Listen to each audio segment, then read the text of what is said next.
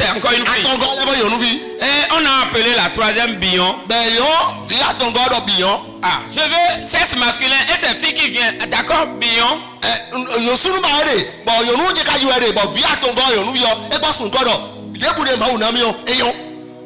Plus tard, c'est Bion qui a été richement béni parmi ces enfants-là. Qui a été élevé, rempli de sagesse et de connaissance. Et à chaque occasion des rencontres familiales, on aura besoin de Bion. Je déclare ce matin que l'église de Afakpa, vous êtes le Bion de la région. Vous êtes le Bion de la région. Et je déclare sur la vie des papas ici présents, des mamans ici présents, des jeunes, que votre essor, votre effervescence spirituelle, oui, ce que je viens voir ici ce matin, gardez cette effervescence. Gardez cette effervescence. Demain, quand on va dire 1, avant de dire 2 et 3, on va trouver un papa dedans. Amen. Au nom de Jésus. Amen. Merci beaucoup. Nous allons lire la parole de Dieu. Quelqu'un va me lire Matthieu 22, verset 35 à 40.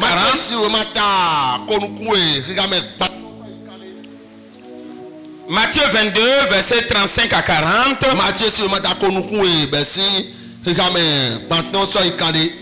Oui, quelqu'un d'autre va ouvrir 1 Corinthiens 2, verset 9 à 10. Qui a pris Matthieu? Qui a pris Matthieu? D'accord. Qui a pris 1 Corinthiens 2, verset 9 à 10? Oui. Et enfin, Romains 8, verset 35 à 38. Voilà les 3 passages sur lesquels nous voulons méditer ce matin. Et le thème que je vais vous proposer, c'est s'investir dans l'amour de Dieu. Yes, s'investir dans l'amour de Dieu. Est-ce que le premier passage, Matthieu, est-ce là? On se tient debout pour la lecture de la parole de Dieu, s'il vous plaît. Oui. 1, 2, 3. Celui qui a pris Matthieu, vite, à haute voix. Matthieu 22. Et l'un d'eux, docteur de la loi, un pharisien, docteur de la loi, lui fit cette question pour l'éprouver. Mais quel est le plus grand commandement de la loi? Jésus lui répondit, tu aimeras le Seigneur ton Dieu de tout ton cœur, de toute ton âme et de toute ta pensée. C'est le premier commandement et le plus grand commandement. Et voici le second, qui lui est semblable. Tu aimeras ton prochain comme toi-même. De ces 2 commandements dépendent toute la loi et les prophètes.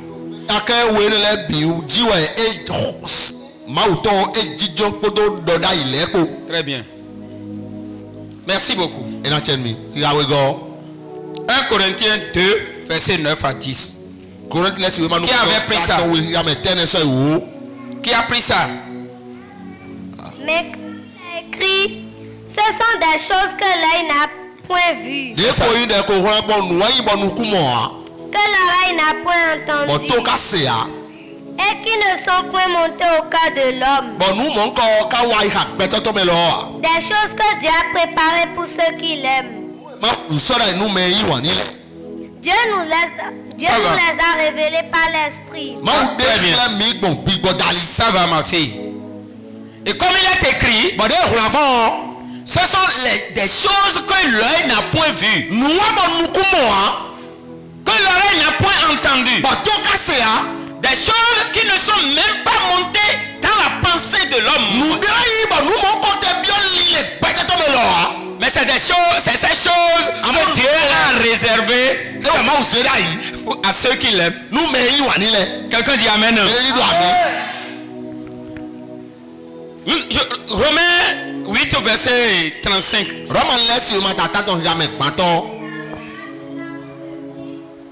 Lisez. Romains 8, 35. Oui. Qui peut nous séparer de l'amour du Christ? Est-ce que c'est le malheur ou l'inquiétude, la souffrance venant des autres, ou bien la faim, la pauvreté, les dangers ou la mort? Verset 36. Les livres saints disent... Non, allez au 38 maintenant. 38. Oui, j'en suis sûr. Rien ne pourra nous séparer de l'amour de Dieu.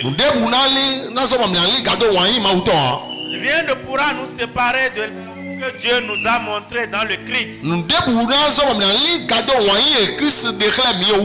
Jésus notre Seigneur. Ni la mort, ni la vie, ni les anges, ni les esprits, ni le présent, ni l'avenir, ni ceux qui ont un pouvoir, ni les forces d'en haut, ni toutes les choses créées. Rien ne pourra nous séparer de l'amour de Dieu. Merci beaucoup. Veuillez vous asseoir.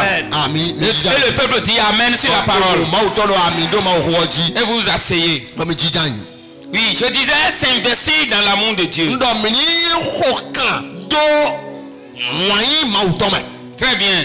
Et quand on parle de s'investir,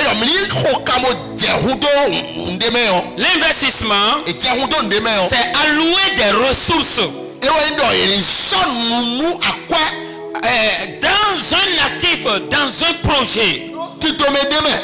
Une activité dont le but est de tirer des bénéfices ou de faire une semence pour des résultats de proche, de moyen ou à long terme.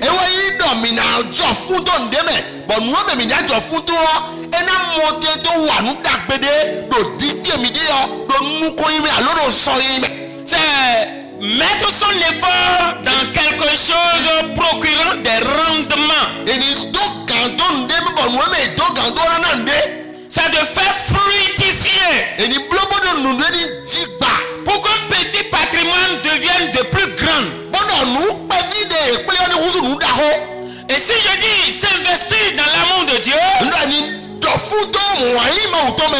oui, c'est de s'investir dans l'amour qui n'est pas humain.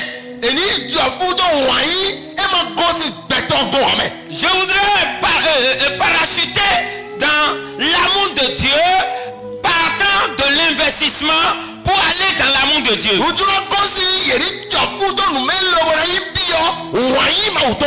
Oui, de l'investissement à l'amour de Dieu, ça veut dire que c'est profitable.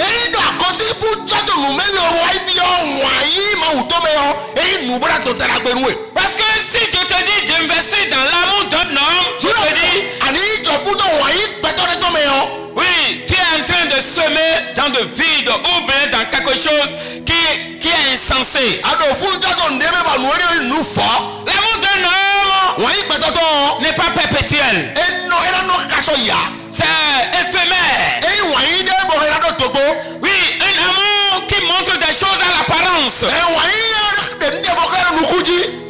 amour qui aujourd'hui montre un regard acclamé des hommes, mais que demain ça peut tout peut balancer.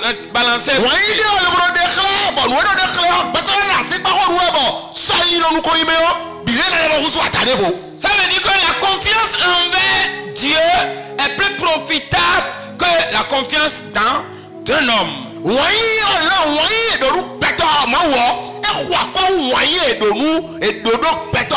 Donc c'est pourquoi l'apôtre Paul définit l'amour dans Dieu là, qui est un amour qui a de longueur,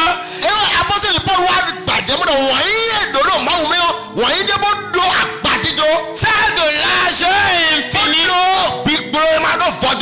Celle de hauteur.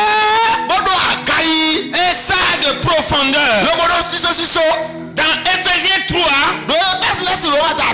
verset 16 à 19. Est-ce que quelqu'un est là? Ephésiens 3, verset, à partir du verset 16.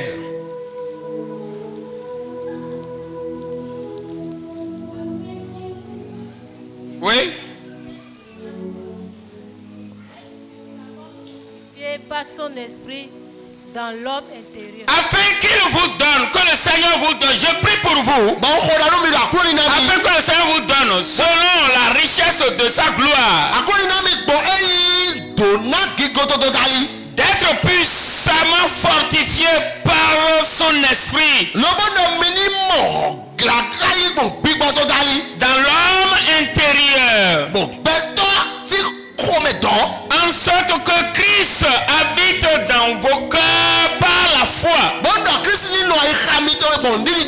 afin qu'enraciné et fondé dans son amour, vous, oui, puissiez comprendre avec tous les saints quelle est la largeur, la longueur, la profondeur et la hauteur, et que vous puissiez connaître quel est l'amour de Dieu manifesté en Christ, qui surpasse toute connaissance, en sorte que vous soyez remplis jusqu'à toute la plénitude de Dieu.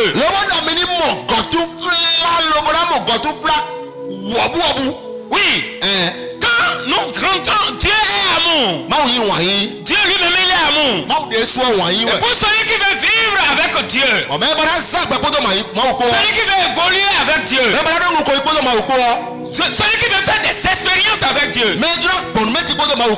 celui qui a lâché les fétiches et a quitté le monde, qui a quitté l'esclavage satanique, oui, vous et moi, qui nous sommes donnés au salut que Jésus nous a accordé gracieusement par l'amour de son Père qui l'a sacrifié pour nous. Oui, Dieu a tant aimé le monde qu'il a sacrifié Jésus-Christ pour notre salut, afin que quiconque croit en lui ne périsse point mais qu'il ait la vie éternelle. Donc il n'y a rien que nous pouvons être dans Dieu. Il n'y a rien que nous pouvons faire dans Dieu. Il n'y a aucune personnalité de valeur que nous pouvons paraître dans Dieu sans l'amour de Dieu qui va nous chapeauter. L'apôtre Paul n'a pas pu connaître la fin de l'amour de Dieu malgré ses expériences avec Dieu.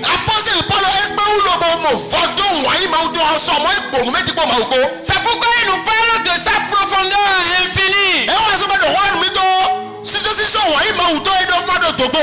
Oui, malgré les persécutions, malgré les épreuves, malgré les douleurs, mais dans la grâce infinie dans laquelle il nage, il ne fait que voir l'amour de Dieu fleurir. Je prie pour toi ce matin. Quel que soit ce que tu traverses, quel que soit ce que tu vis, dans ton foyer, dans ton service, dans ta vie personnelle, dans la vie de tes enfants, dans les projets inachevés, je déclare que l'amour infini de Dieu puisse couronner toutes ces choses. Reçois cette onction au nom de Jésus. Reçois cette autorité au nom de Jésus. L'amour par l'amour de Dieu, tu vas triompher. Tu vas triompher. Et tu vas surpasser toutes ces choses. Et ta vie va devenir témoin. témoignage. Acclame le Seigneur pour cela. Alléluia. Amen. Les avantages de l'amour de Dieu. Les avantages de l'amour de Dieu. Il y a des avantages spirituels, des avantages moraux, et les avantages matériels et financiers.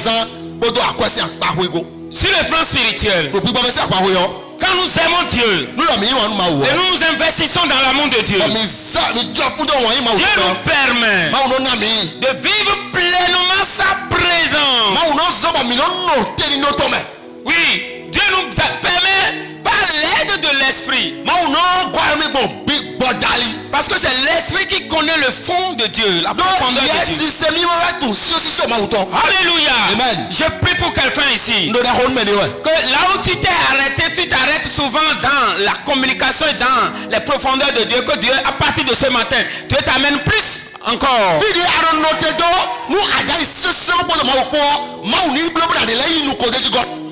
Je remercie le Seigneur pour les requêtes que le diacre donnait ce matin. C'est des profondeurs. Et il y a encore d'autres. Je priais pour lui que le Seigneur l'amène plus pour ressortir des choses cachées. Je prie pour quelqu'un ce matin. Que tu vas encore plus toi aussi. Reçois au nom de Jésus. Reçois au nom de Jésus. Aïe aïe aïe aïe aïe aïe. Quelqu'un dit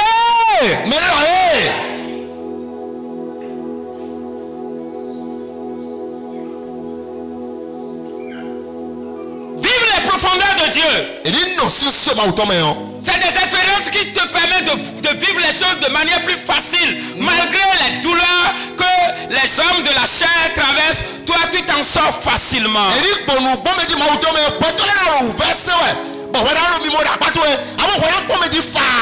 Les temps peuvent être difficiles, comment Dieu va te tracer un chemin.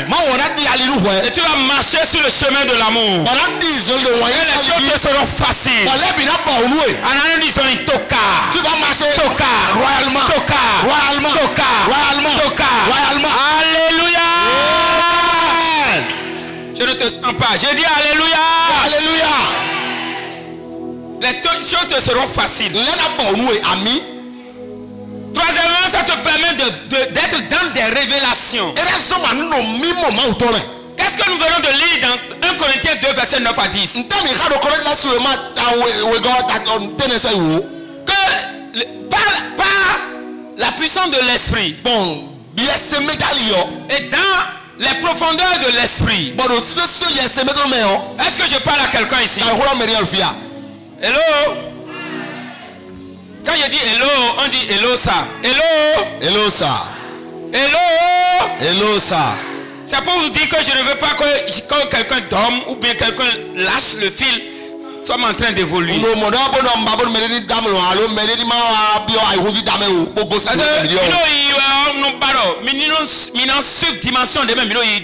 vous dirais que vous évoluez dans la dimension que je suis en train d'évoluer. Hello? Hello ça. Voilà. Donc, oui, les révélations. Nous mimons les. Ici, le Saint-Esprit est en train de dire, oui, que lorsque vous aimez Dieu et que vous marchez avec Dieu, Dieu vous amène dans des révélations et dans des profondeurs de révélations. C'est différent. Oui, dans des révélations et dans des profondeurs de révélations. Et vous êtes ici maintenant. Vous n'êtes pas tous au même niveau. Vous n'êtes pas tous au même niveau. Il y a des profondeurs dans des profondeurs.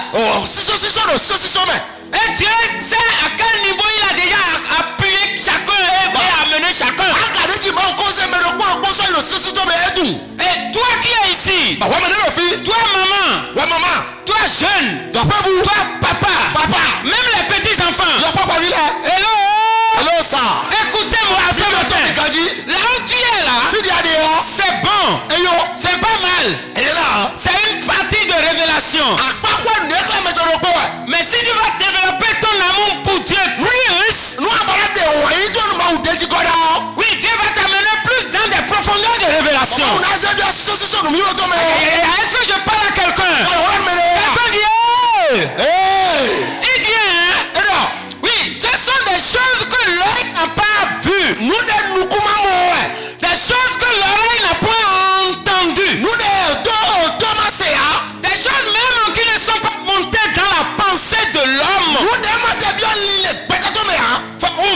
Pour qui? Nous mais. Pour ceux qui l'aiment. Nous mais y wani là. Ah, je vais dire c'est pour qui et toi tu vas me répondre pour ceux qui l'aiment. Pour qui? Nous mais. Nous mais Ah, y je ne wani t'entends là. pas. Pour qui? Nous mais y wani là. Qui sont ceux qui l'aiment? Mais y wani là. Acclame le Seigneur, c'est parce que c'est toi qui l'aimes. Wa si pas di do Toi et ho. moi, nous aimons Dieu. Wa ko mi wa nu ma wu. Dieu va nous amener dans cette atmosphère.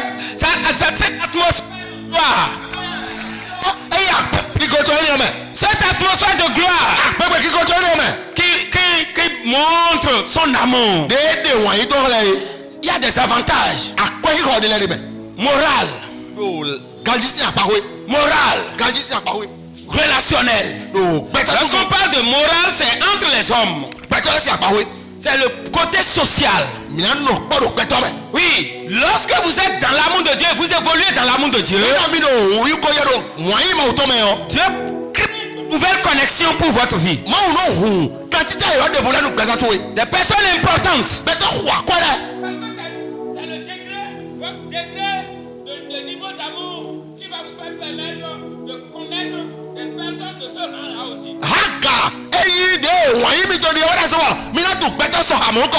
Alléluia. Amen. Quel est votre niveau de recherche de Dieu? Quel est ton niveau donc d'association, de ton association avec Dieu le Père, le Fils et le Saint-Esprit? Oui, il faut que Dieu te fasse connecter avec des hommes de haut niveau, tel que toi-même tu développes ton amour avec Dieu. C'est proportionnel.